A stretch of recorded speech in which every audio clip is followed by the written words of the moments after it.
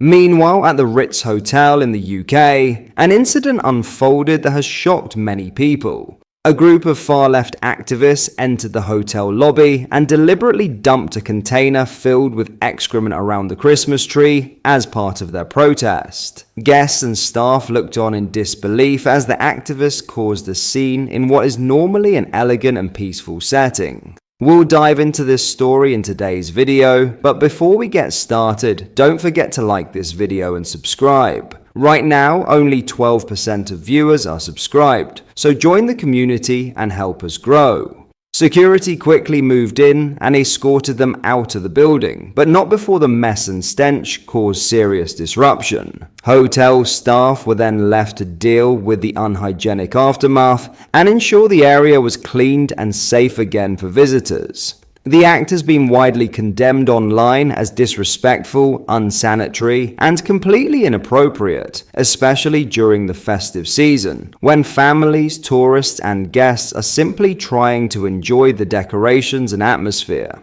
Regardless of political beliefs, most people agree that resorting to behavior like this crosses a line. Protests and demonstrations are part of any free society, but spreading excrement in a public place, particularly somewhere as iconic as the Ritz, does nothing to help any cause. It only alienates the public, creates needless work for staff, and poses potential health risks. The incident has sparked debate about protest tactics, respect for public spaces, and how far activists should be allowed to go. For most observers, this wasn't activism at all. It was vandalism, and a disgusting one at that. Have a watch.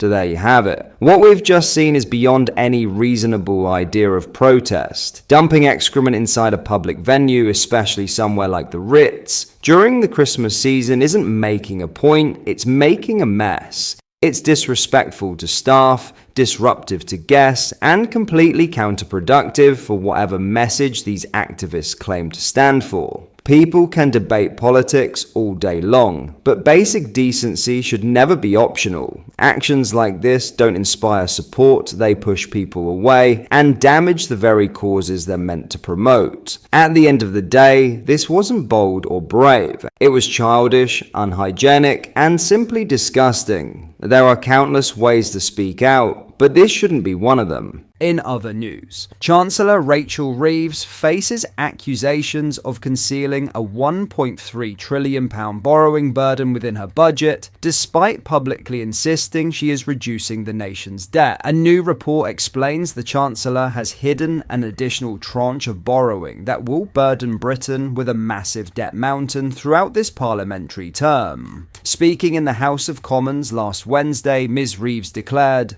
"My fiscal rules will get borrowing down while supporting investment. I said we would cut the debt, and we are," she added. "Those are my choices, not austerity, not reckless borrowing, but cutting the debt." However, fresh analysis challenges these assertions directly. Sir John Redwood, who served as Margaret Thatcher's senior economics advisor, has produced analysis suggesting the budget fails to reveal the true scale of future borrowing. According to his findings, an additional £675 billion will be required to refinance existing government bonds, known as gilts, as they mature. This sum comes on top of £628 billion in extra state expenditure planned over the coming 5 years. Combined, these obligations create what Mr. Redwood describes as a £1.3 trillion debt mountain that the Chancellor has not made transparent. The cumulative borrowing would push Britain's national debt to £3.53 trillion,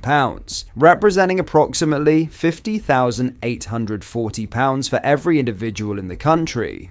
The Chancellor's confident declarations to Parliament stand in stark contrast to Redwood's findings, which indicate both debt and borrowing will continue their upward trajectory under Labour's stewardship. In a report co-authored with Brexit Facts for EU, the former Thatcher advisor states, Rachel Reeves is building a debt mountain whilst claiming to bring the debt down. She wants to add a staggering £628 billion to the state debt over the next 5 years, as if the £3 trillion the government has already borrowed was not enough. Mr. Redwood further criticises the timing of proposed tax increases. He told The Telegraph, she only brings in some tax rises at the end of the period to pretend late in the day to be doing something about her borrowing habits. Mr. Redwood warns that financial markets may struggle to absorb such enormous borrowing requirements, with the Bank of England now actively selling bonds rather than purchasing them. He compares the Chancellor's predicament to watching someone who wants to go on a spending spree aim to take out a large overdraft, only to find they also need a pile of cash to repay the mortgage they already have when it expires. The former advisor also questions whether bond markets will find another £1.3 trillion.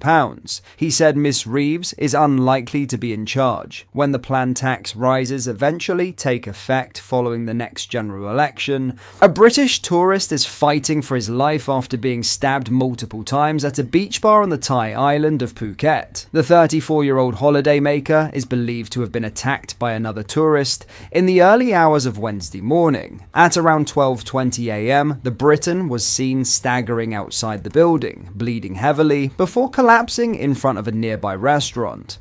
Emergency services rushed to Maya Beach, where they found the 34-year-old barely responsive. He was rushed to Phuket's Thalang Hospital, where he remains under treatment. According to local media reports, the knife man fled the scene and has not yet been tracked down. Authorities confirmed the Briton was still in hospital and too unwell to speak with police. Several eyewitnesses have been interviewed, but the only information that has emerged about the attacker is that he was a large foreign man. Volunteer paramedic Than Sirichai said, at approximately 12:11 a.m., we received a report that a foreign national had been injured in a stabbing incident, sustaining multiple severe bleeding wounds. Upon arrival, we found a British man sitting on the ground. He was barely conscious and required constant stimulation to stay awake. The injuries included 3 large lacerations on the left arm, a large wound on the shoulder, and a stab wound on the right side of the back. We controlled the bleeding, provided first aid, and took him to Thalang Hospital, where he was given IV fluids to stabilize him. He was in considerable pain and kept moaning intermittently. He smelled of alcohol but was coherent and did not act aggressively. He was able to provide basic information, including his name and nationality. The paramedic added that the Briton had been seen with a man who appeared to be Russian, aged between 40 to 50 years old. Police officer Colonel Ekarat Plaiduang confirmed that an investigation into the incident was underway. He said, the case is currently under investigation, and we are reviewing CCTV footage. We are waiting to interview the British man to obtain more details. What are your thoughts on what we discussed in today's video? Let me know down in the comment section below. If you have not yet already, make sure you do drop a like on this video and subscribe to the channel for more British content. Thank you, take care, goodbye.